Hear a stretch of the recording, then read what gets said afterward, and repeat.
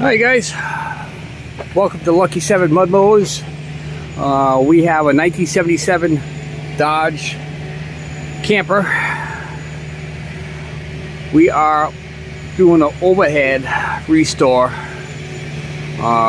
We did the bottom. Well, I keep on saying we, but it's me. I did the bottom plate. That's yesterday. That was part 2 video. Part 3, I'm actually going to be working on the top half. See what there is for water damage up there.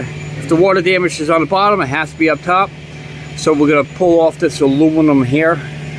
Of course, you see I took the windows out. And it looks like it was starting from this channel right here. There's like a rain guard that's a drip edge that goes underneath there, and it was leaking between there because I lifted up the aluminum. This actually looks like it's nice gauge, and underneath here you can't really see it, but it is nice and clean.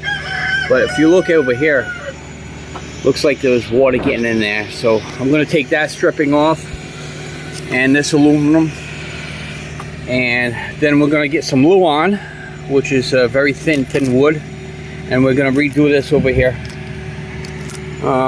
Then we're going to put the windows back in after we reseal everything. You see how the water's damaged over here. So that's today's process.